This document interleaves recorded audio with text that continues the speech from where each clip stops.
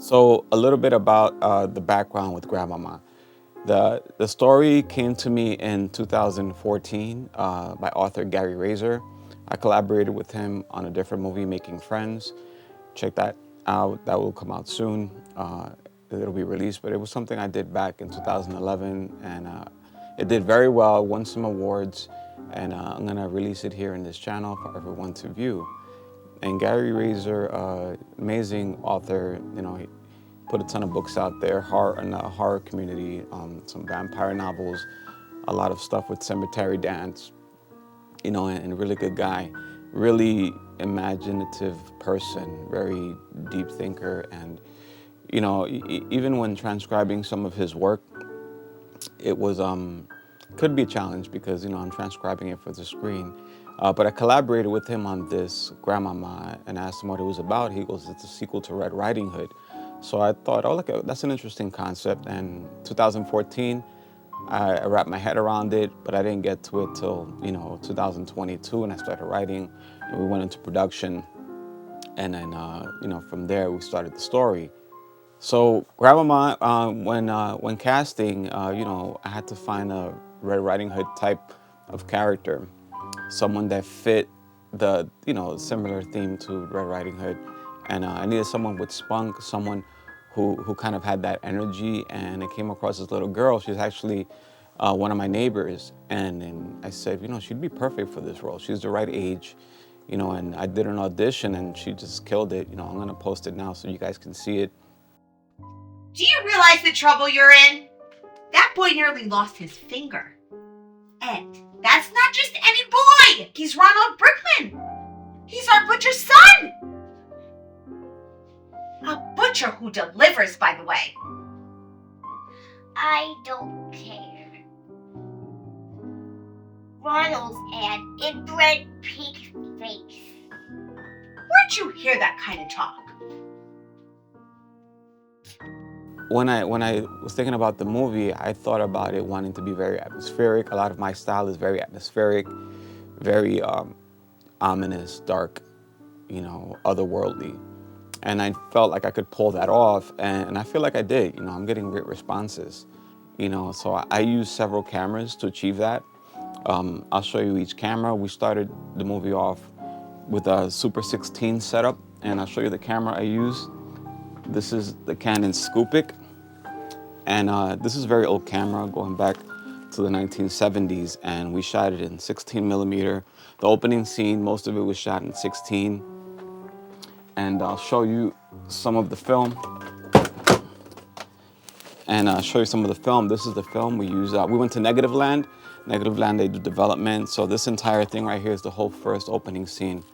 And it's pretty cool because I have a physical copy of the movie, the opening, as far as the actual 16 millimeter film, which is nice. And then there were some shots I didn't quite get. So, I needed something similar to Super 16. So I ended up using the Blackmagic Pocket with the Olympus lens. And it has a similar size sensor to 16 millimeter. So, it kind of matched up okay, pretty good. I'll show you what that looked like. And it's a great camera. And if I ever want a 16 millimeter look digitally, this is the camera to use. But the opening scene of the environment, like the dark streets and everything, that was all shot with the Panasonic S1H. What I like about this camera, it has good IBIS, so I was able to do all those shots handheld, and it does a really good job with those type of shots, nice contrast. And it happened to be really foggy that day, so I got really lucky. And the next camera I used which I don't have with me, was the Blackmagic Pocket 6K. That was all the intro when she was viewing the TV set. Mind you, that movie that was playing, that she was watching, that was actually me in a movie I did back in 1998. It was a werewolf movie, and I figured why not throw it in, right?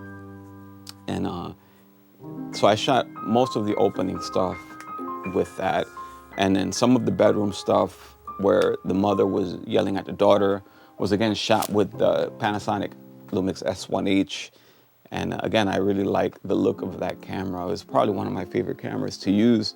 The next camera I used was the Arri Amira, and that was towards the end when she approaches the house. And I used that with the Easy Rig and on a tripod.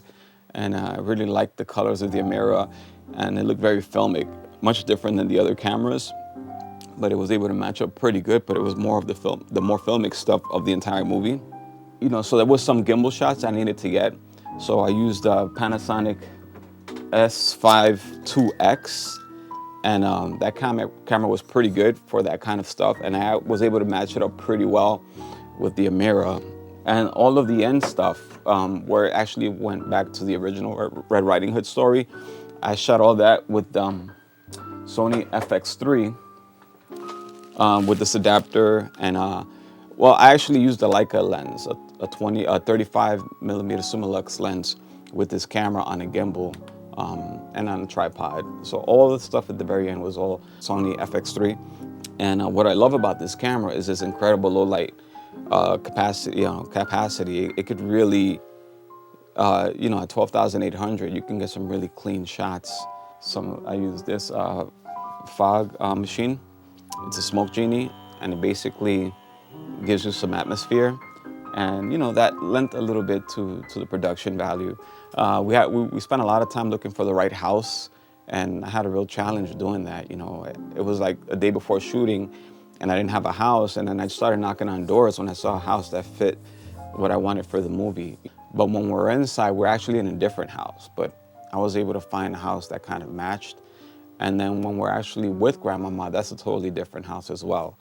But with the magic of editing, you can make it all look good and all match up. Sometimes when you're in a bind like this, you have to think outside the box. The main thing with filmmaking is not using all these cameras. It's understanding, the purpose behind using these cameras. It's all to fit the story. Story to me is key in any movie I make. Story to me is the most important aspect of the entire filmmaking process. If you have a good story, then you'll do fine. Like Tangerine, that movie was shot completely on an iPhone, but it had a great story, great character development. Even The Creator, it was all shot with this camera. If you ever seen The Creator, it was all shot with this little camera right here. If you have an idea, if you have a good story that you want to tell, then just try. Just go out there and use your phone, or buy like a cheap camera or a Blackmagic. They're pretty inexpensive, and just go out there and shoot something. But that's pretty much it. I thank you guys, and please like and subscribe and go back to my channel. I have some great stuff coming, some old stuff that I've never posted. And if you like this stuff, just like, subscribe, and bell notifications, whatever you guys need to do to get notified. Thank you. Peace.